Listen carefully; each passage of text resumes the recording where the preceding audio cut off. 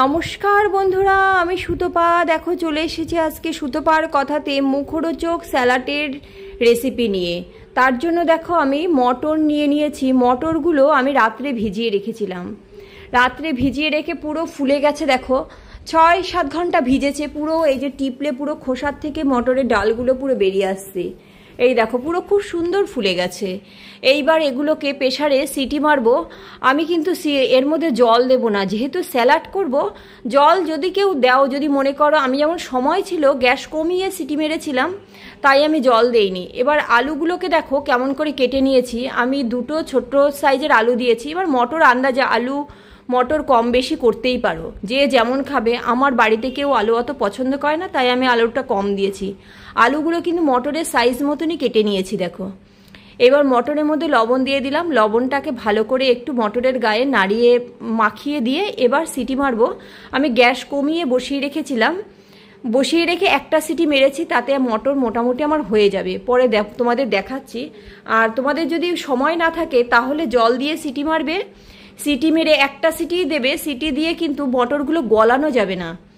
ছাঁকনির মধ্যে দিয়ে জলটা ভালো করে ঝরিয়ে নিতে হবে। যেহেতু স্যালাড বানাবো তাই ওই মটরগুলো গলাবো না। এই দেখো একটা সিটির পরে কেমন হয়েছে দেখো। পুরো একটা গলে যাচ্ছে, একটা ডাল ডাল একটু শক্ত রয়েছে। এইবার কি করব, এর মধ্যে আমি এই দেখো এটা আবার পুরো গলে যাচ্ছে। পুরো মটরগুলো কিন্তু গোটা গোটাই আছে, একটা মটরও কিন্তু গলেনি। এর মধ্যে আমি আলুগুলো দিয়ে দিলাম। আলুগুলো দিয়ে, বাবা গরম তো, এবার সেই কারণে চামচ দিয়েই নাড়ছি। আলুগুলো দিয়ে নেড়ে চেড়ে মিশিয়ে নিচ্ছি। মিশিয়ে নিয়ে এইবার প্রেশারটাকে আটকে আবার গ্যাস কমিয়ে বসিয়ে দেব। ওই আলুর রস মটরে যা আছে ওতে আলুগুলোও নরম হয়ে যাবে। আর ওই যে বললাম তোমরা জল দিয়ে সিটি মারতেই পারো, তবে সেটাকে ছাঁকনির মধ্যে দিয়ে জলটা ছেঁকে তুলবে। আর একটা জিনিস হচ্ছে, আলু চাইলে কেউ অন্য কোথাও সিদ্ধ করেও নিতে পারো, তারপরে কেটে ছোট করে পিস করলেও হয়। এই দেখো মটরগুলো কত সুন্দর গলে গেছে। এই যে আলুগুলো দেখো, আলুর তলায় হালকা মতন একটু 2-1টা ধরে এসছে।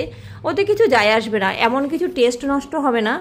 আমি যেহেতু জল দিইনি, একটুও জল দিইনি, দেখতেই পারলে। এবার দেখো স্যালাডের জন্য আমি কি নিয়েছি। টমেটো নিয়েছি, আর কটা কাঁচা লঙ্কা নিয়েছি। যেহেতু মুখরোচক বানাবো সেই কারণে সব কিছু দরকার হবে। পেঁয়াজ নিয়েছি, শসা নিয়েছি, ধনিয়া পাতা নিয়েছি।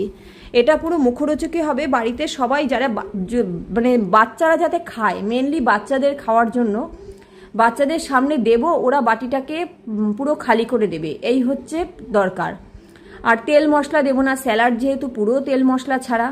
এবার দেখো আমি শসাটাকে ভালো করে ছুলে নিয়ে তারপরে কাটবো। কাটাটা তোমাদের দেখাচ্ছি, একদমই ছোট করে কাটবো। শসার মতন করে সমস্ত সবজিগুলো ছোট ছোট করে কেটে নেব।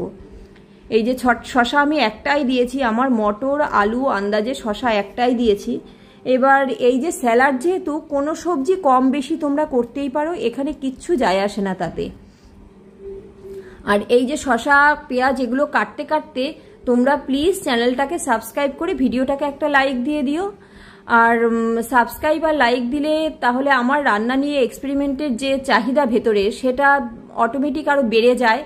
সেই জন্য বললাম, অবশ্যই চ্যানেলটাকে সাবস্ক্রাইব করে ভিডিওটাকে লাইক দিয়ে আমার সঙ্গে থেকো। এই দেখো শসাগুলোকে কেমন ছোট ছোট করে কাটছি। একদম চেষ্টা করব মটরের মাপে কেটে নেওয়ার। এবার মটরের মাপে না হলেও 19-20 ছোট বড় একটু হতেই পারে। এই দেখো আমি ছোট করে কেটে নিয়েছি। এরকম করেই শসাটাকে পুরো কাটবো। ওদিকে ধনিয়া পাতা, পেঁয়াজ, টমেটো সবগুলোকে কাটবো। দেখো রোজ তেল মশলাযুক্ত খাবার ভালো লাগে না, আর শরীরের জন্যও ভালো না। গরমে যা গরম পড়েছে, এই গরমে শরীরের জন্য যেটা ভালো সেই দিকে তাকিয়ে এদিকে মুখরোচক হতে হবে। বাড়িতে সবাই যাতে বাটিটা সামনে দিলেই আর কিছু চাইবে না। এটার সঙ্গে ভাত রুটি কিচ্ছু খেতে পারবে না, সাইডে খেতে পারে, কিন্তু এটার সঙ্গে এ দিয়ে মাখিয়ে তো খাওয়া যাবে না। এইবার সেই কারণে যে এক বাটি স্যালাড দিয়ে দিলাম, একদম বাটি ভর্তি করে দিলাম, পুরো বাটি খেয়ে নিল, পেট ভরে গেল। ঠিক সেরকমই একটা স্যালাড আমি তৈরি করতে চাইছি। মুখরোচক বললাম, অরিজিনালি মুখরোচকই হবে।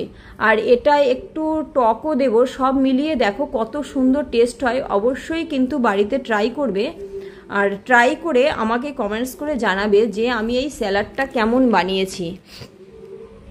আশা করি তোমাদের সবার পছন্দ হবে। আমার বাড়িতে তো মোটামুটি সবাই পছন্দ করে, যেহেতু তেল মশলা কম থাকে। দেখো পেঁয়াজগুলো কেমন করে কেটে নিয়েছি। তেল মশলা কম থাকে, আর যারা তেল মশলা কম পছন্দ করে তাদের এই স্যালাড পছন্দ হবেই, একদম পছন্দ হতে বাধ্য। আর অন্য কিছু এর মধ্যে মেশাতেই পারো, তবে অন্য কিছু দিলে না ঠিক ভালো লাগে না। এটা কিছুটা ওই আলু কাবলি টাইপের টেস্ট আসে, তো খেতে খুব ভালো লাগে। মশলা যেহেতু সেরকম থাকে না, খেতে খুবই ভালো লাগে।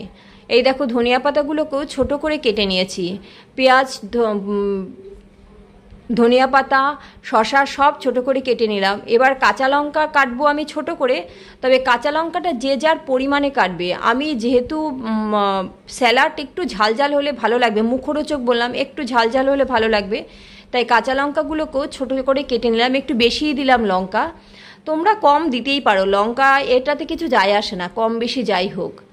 আর এটা এই যে এমনই একটা খাবার তৈরি হবে, এতে কেউ যদি বেশিও খায় বাটি ভর্তি করে, তার না শরীর খারাপ করবে, না কোনো কিছু লাগবে, কিচ্ছু না, একদম পেটটাও ভরে যাবে, শরীরও ভালো থাকবে, সমস্ত কিছু। এই দেখো টমেটোটাকেও ছোট করে কেটে নিয়েছি। এইবার কি করছি আমি, এই যে প্রেসারটা নিয়ে আসলাম, প্রেসারের আলু মটর কেমন গলেছে তোমাদের দেখিয়ে দিয়েছি, পুরো গলে গেছে, খুব সুন্দরভাবে সফট হয়ে গেছে, কিন্তু গোটা আছে। মটর সিদ্ধটা সবসময় খেয়াল করে করতে হবে যাতে গোটা থাকে। এইবার এগুলো দিয়ে এর মধ্যে এই যে লেবুটা দিয়ে দেবো, একটু টক বেশি হলে ভালো লাগবে খেতে, তাই আমি গোটা লেবুটাই দিয়ে দিলাম। এবার তোমরা চাইলে কম দিতে পারো, আমি একটু টক টক হবে, বেশ টক ঝাল নুন তিনটেই সমান হলে খেতে বেশ অন্যরকম লাগে। মুখে দিলে মনে হবে না এটা স্যালাড খাচ্ছি, মনে হবে যে ঘুগনি খাচ্ছি, মটরের ঘুগনি খাচ্ছি, কিন্তু সেটা তো না, এটা অ্যাকচুয়ালি স্যালাডই। এইবার দিয়ে দিলাম এর মধ্যে বিট লবণ, প্রথমে যা এমনি লবণ দিয়েছি, বিট লবণ পরিমাণ যা লাগবে, পরে গিয়ে সবটাই বিট লবণ দেবো, কারণ বিট লবণের টেস্ট অন্যরকম লাগে। বিট লবণ দিয়ে নিয়ে দেখো আর কিছু দিচ্ছি কি না সেটা একটু ভালো করে দেখে নাও। দিলাম গোলমরিচের গুঁড়ো, আর দেবো একটুখানি ভাজা ধনে আর জিরে আমার গুঁড়ো করা রয়েছে, অল্প 1 চিমটে দেবো শুধু সেন্টের জন্য, সেটা পরে দিচ্ছি। গোলমরিচ আর বিট লবণ দিয়ে খুব ভালো করে এটাকে মেশাবো, মানে নাড়বো এমনভাবে আলু যদি একটু গলে গলে যায় তাহলে টেস্ট বেশি লাগবে, সেই কারণে একটু ভালো করে নাড়তে হবে এই নাড়াটা। কেউ চাইলে যে না একটু হাতা দিয়ে চেপে চেপেও দিতে পারো, কিন্তু আমার এতেই হয়ে গেছে, যেহেতু খুব ভালো সিদ্ধ হয়েছিল কিন্তু গোটা গোটা ছিল। যখনই আমি এরকম করে নাড়ার পরে দেখলাম যে না আলু মোটামুটি আমার একটু একটু কোনাগুলো ভেঙে ভেঙে আসছে, কিন্তু গোটা আছে, একদম সঠিক হয়েছিল। একদম দেখতে কেমন লাগছে বলো তো, দেখে মনে হচ্ছে না ঘুগনি, এটা কি স্যালাড মনে হচ্ছে?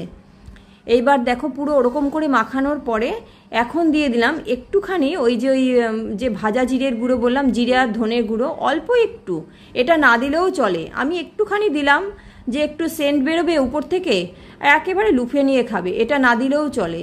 দিয়ে এবার আবার খুব ভালো করে নেড়ে নেব, নেড়ে পরিবেশন করব যখন, পরিবেশনটাই হচ্ছে আসল। যে কোনো জিনিস তেল মশলা যখনই কম থাকবে সেইটা পরিবেশন করাটা এমনভাবে করতে হবে, কাউকে না বলে যে বলবো না কি কি আছে, অটোমেটিক সে বাটিটা ধরতে বাধ্য হবে যে না সত্যিই তো ভালো হয়েছে দেখতে। সেই জন্য বললাম পরিবেশনটাই আসল। এই দেখো আমি ঢেলে নিয়েছি, মনে হচ্ছে এটা স্যালাড, এটা মনে হচ্ছে না ঘুগনি, কত সুন্দর লাগছে দেখতে দেখো তো। এইবার কি করব, এর উপরে আমার কাছে ঘটি গরমে চানাচুর আছে, এবার চানাচুর যদি না থাকে তোমরা ভুজিয়া দিতে পারো, ভুজিয়াও এতে খুব ভালো খাটে। উপর থেকে একটু দিয়ে দিলাম এই যে চানাচুরগুলো, এটা দিয়ে নিয়ে এইবার নাড়াচাড়া দিয়ে খাবো, দুর্দান্ত টেস্টি। আর কি বলবো, হেলদি টেস্টি, এটা ব্রেকফাস্টেও করতে পারো, বিকেলে একটুখানি চাট টাইপের কিছু খেতে ইচ্ছা করলো, একটু টক ঝাল মিষ্টি হবে, এদিকে হেলদি হবে মশলাপাতি ছাড়া, তখনও করে নিতে পারো। খুব কম জিনিসে ঘরোয়া পদ্ধতিতে এত সুন্দর একটা রেসিপি তৈরি হয়ে যায়। অবশ্যই আমাকে কমেন্টস করে জানিও এটা কেমন বানিয়েছি, আর সবাই ভালো থেকো।